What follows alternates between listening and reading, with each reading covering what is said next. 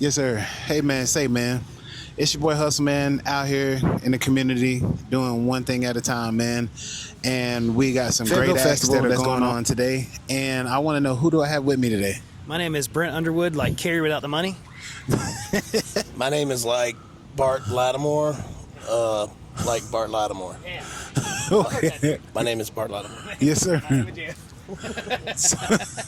So my thing is, man, tell the people a little bit about yourselves, man, or what y'all do, because I see y'all on Facebook, man. Y'all are, you know what I'm saying, traveling, doing great music, touching a lot of people.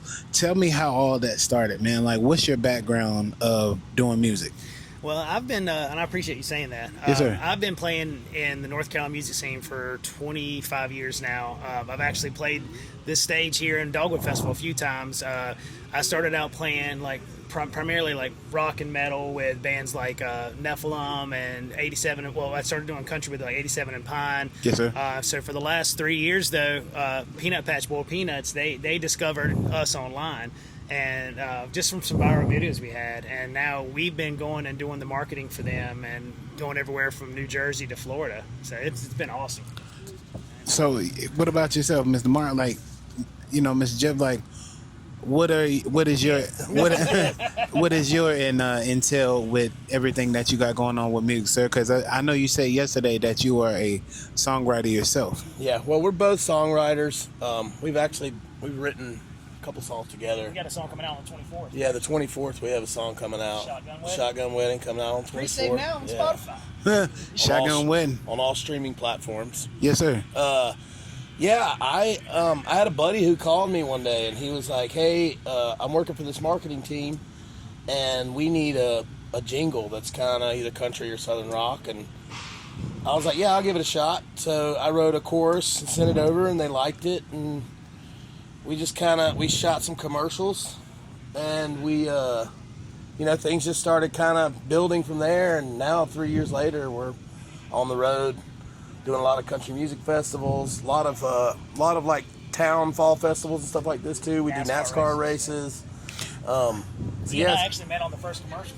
Yeah, first commercial shoot. Yeah. Okay. I was the guy in the background with the big teeth, and he was the one playing the jingles. So that right there, which entails like just being, you know what I'm saying, connected at all times. You know, this music thing.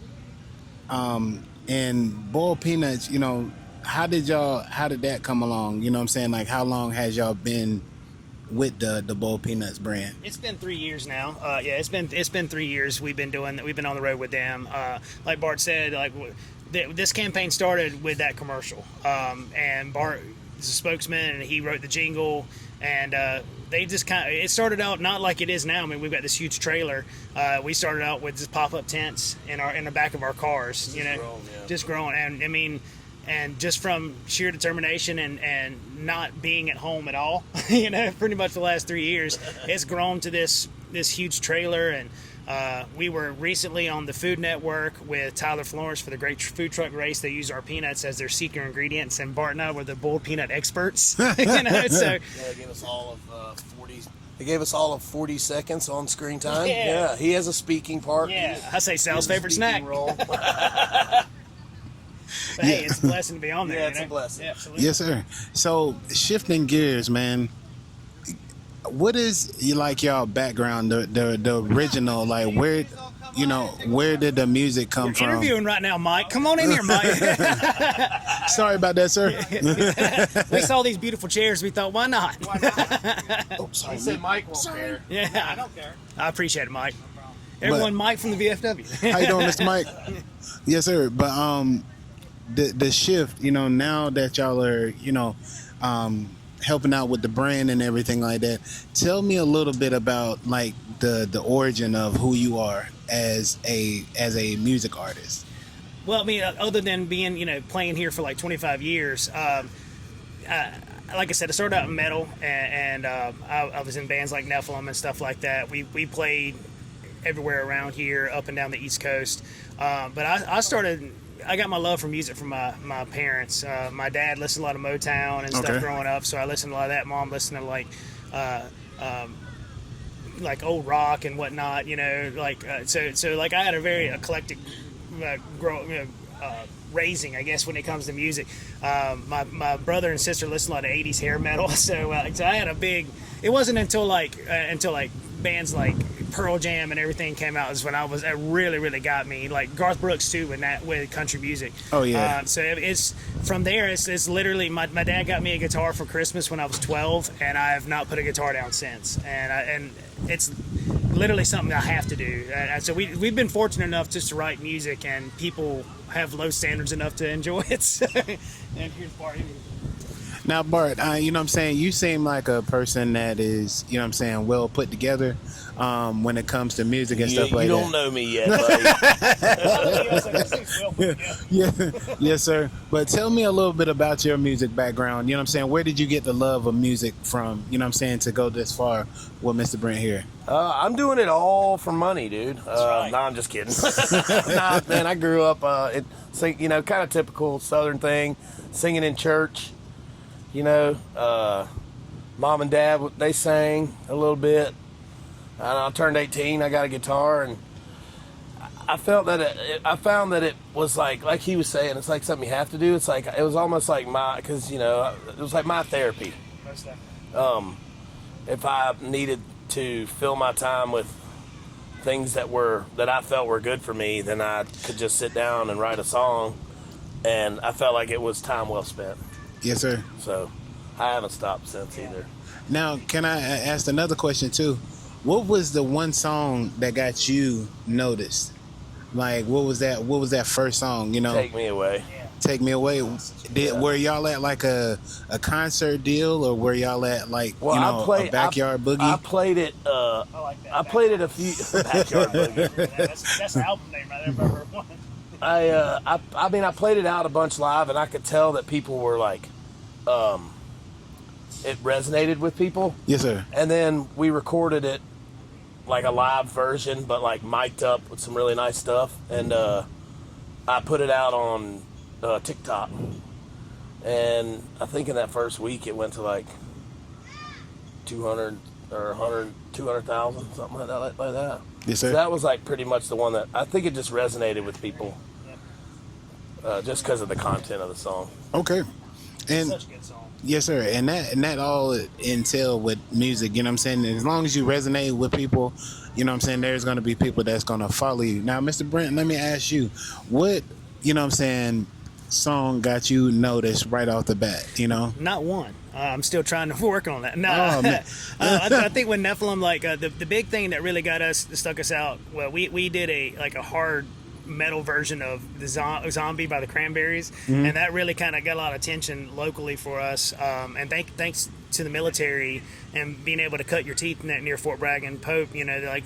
We had a constant influx of new listeners, and they would just spread it out across the country and to on their deployments. I've had so many people like send me pictures of, like, I had this awesome this awesome dude went and helped in Haiti when they had the big earthquakes, and I've got a picture at the house of him holding one of my old band's T-shirts on a Humvee.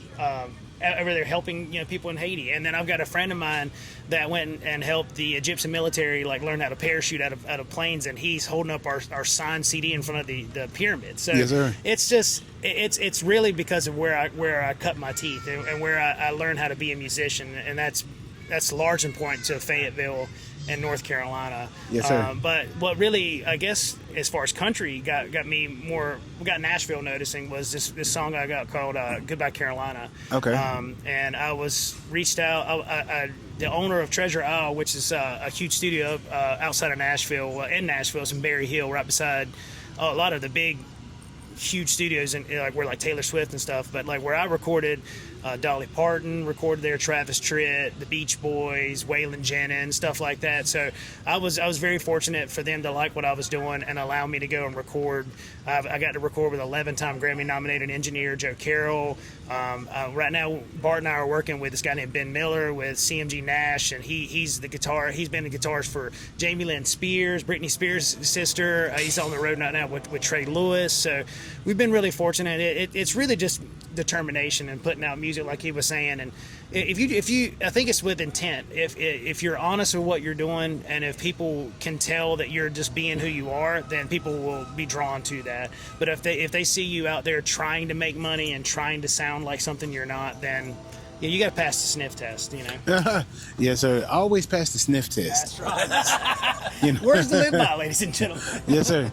So, you know, that entails, man, like just understanding, you know what I'm saying, what your lane is, how you're doing it, you know what I'm saying, how you're reaching out to people, how people are gravitating towards you, you know what I'm saying. Like you said, you got to pass the sniff test, you know what I'm saying, to be in this music game.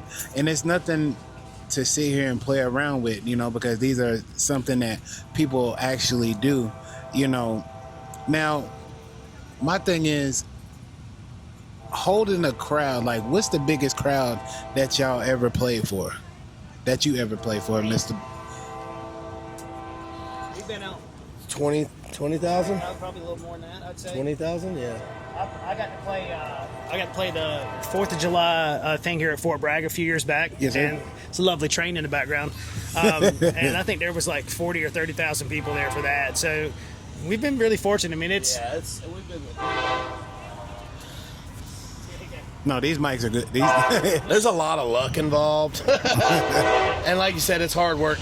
It's kind of funny. It's this is a American Aquarium lyric, but it says, you know, the harder I work, the luckier I get. It's like, and there's some truth to that. You know, you can be lucky, but it seems like you got a whole lot more luck coming your way if you're putting in the hours and Yes, sir. putting in the grind. You know. So let me ask you this question too. What how do y'all still feel like it's the first time as y'all go on stage? Like, how do you feel about that, going on stage in front of 20,000 people? Do you still got that lump in your throat? Like, how do you get that anxiety thing? I have that lump in my throat if I go out in front of 25 people. I mean, that's kind of what you're chasing, you know. It's like, I hope I never lose that, you know. Yes, sir. So that feeling, I mean, I've got back into doing music, but performing for the first time in Raleigh like a couple of months back, like it sat on me like somebody sat on my chest. Like, it was just, you know, people looking at me, they were ready for what I was saying. The beat started playing, I forgot my words. The DJ had, you know, the DJ had to stop the, you know what I'm saying, the take and everything like that. So I understand the feeling of how y'all are, because y'all do it with instruments. I can't play instruments to save my life. So so just to know the fact of having that talent, like, who taught you how to play the guitar, you know what I'm saying, and gave you that battery to, you know, keep on going with what you're doing? Because you said, like you said, your music love got from your mother, and was that the same wealth as you, Mr. Bart? A lot of my influences was from my parents. Okay. Actually, I had moved in with a family friend who is technically family. Aaron Ray is his stage name. Aaron, he taught me how to play guitar by saying, hey, if you want to do something with this, here's a guitar. And he gave me an Eagles Desperado songbook. And I was like 19, and I learned almost every song in that Eagles book. And that, I guess that kind of shaped how I write songs too, because Yes, sir. that was some of the first things I did. But yeah, it was a family friend. He was a blues musician, and he just gave me a chord chart and a guitar and a songbook, and said, if you're gonna do it, you're gonna do it. You know.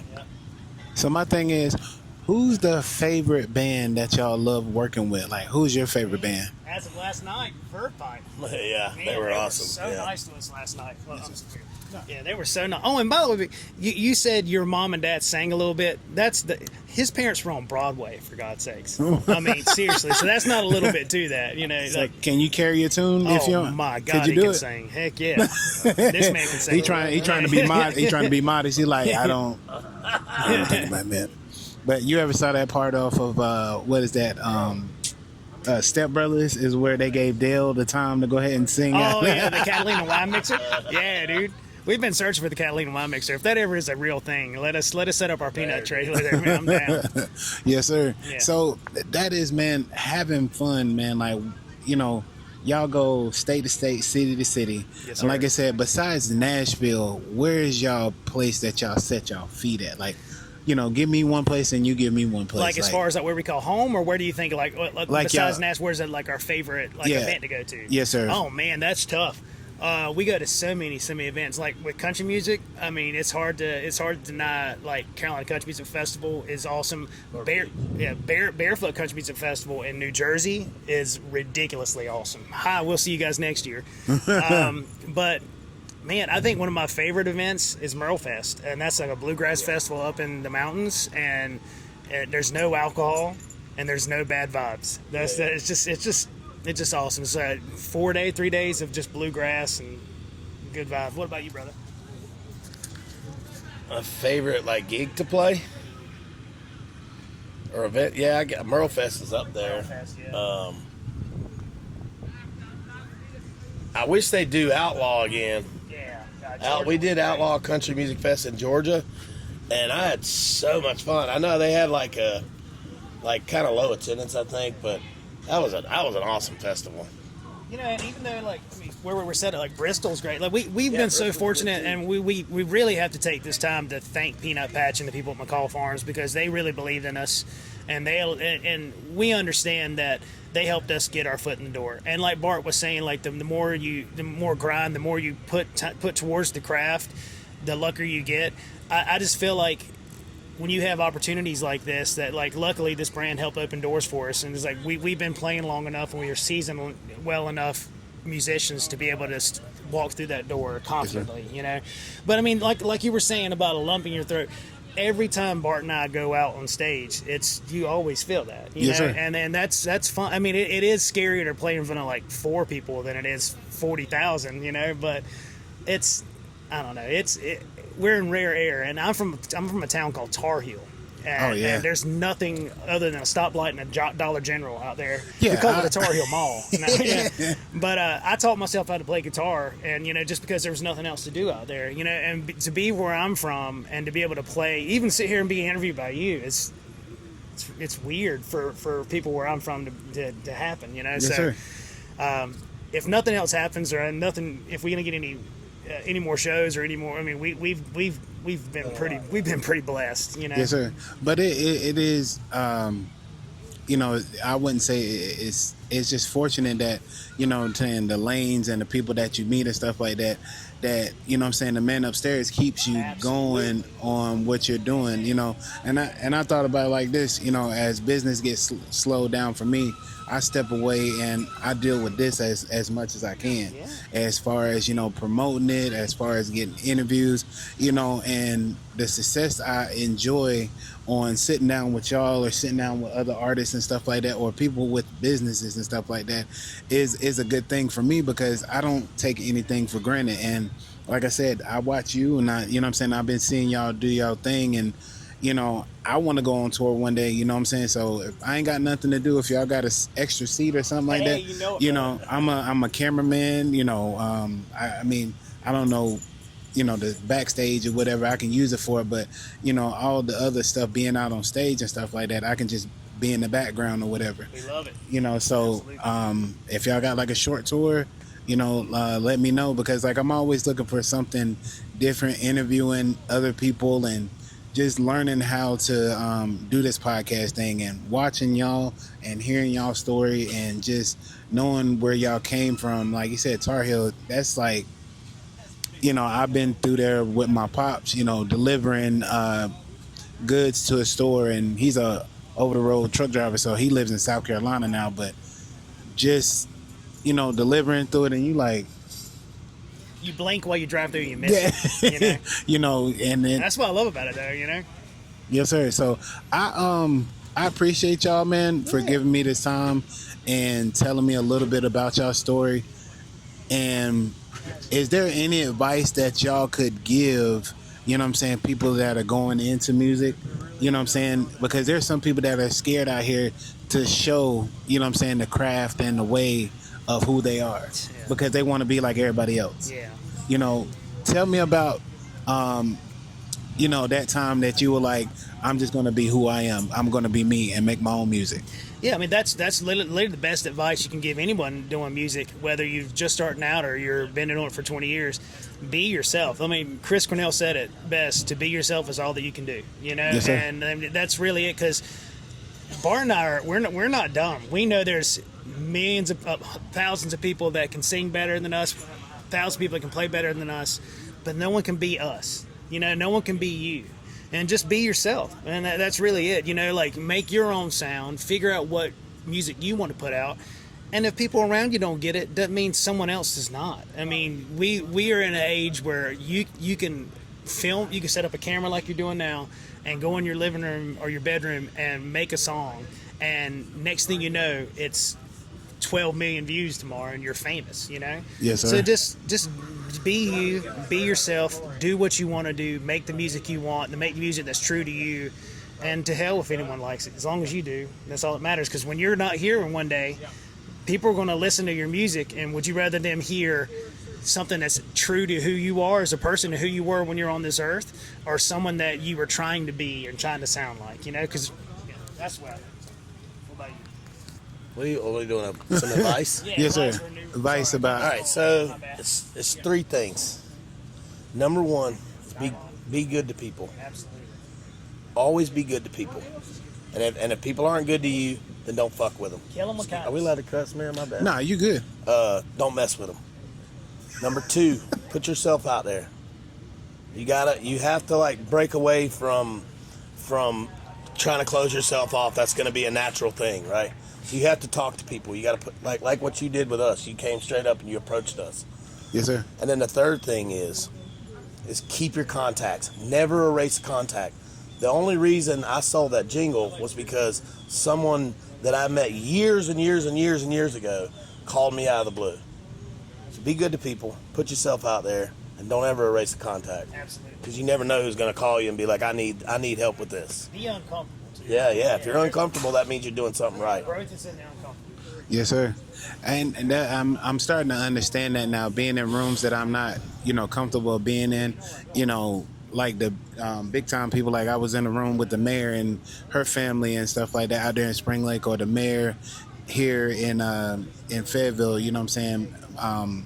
I was kind of, like kind of afraid to ask them questions, but at the same time as the interview went on, the uncomfortableness just got comfortable. Yeah, you know what I'm wears saying? So that's why I say practicing sitting down and just understanding that it don't have to be just about rappers and singers. You know what I'm saying? You got to touch everybody, and that's what my podcast is about. So I appreciate y'all coming on here, and I want to give y'all, we appreciate you. you know what I'm saying, y'all flowers for doing what y'all do, being innovators, being people that are going to go above and beyond, and just having that helping notion, because like you said, helping boil peanuts got y'all into another level and got y'all fan base, to spread worldwide. So look at the leg up that, the connection got.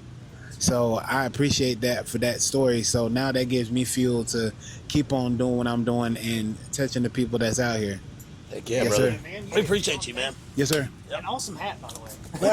Oh, no, yeah. Shout out to Boil Peanuts, man. Peanut Patch, they gave me a shirt, hat, glasses, and, it's everything, man. Like I said, I don't do it just for me. I do it for other people that's around me. So tell the people where they can find y'all at, This man. is something impressive. No. This is you. Tell them where they can get them. Tell that it. radio voice. Yeah. Peanut Patch boiled peanuts are available at Walmart and other fine retailers. 34,000 gas stations. 34,000 gas stations across the Dollar General, southeast. Piggly Wiggly. Yes, Food sir. And in our line. hearts.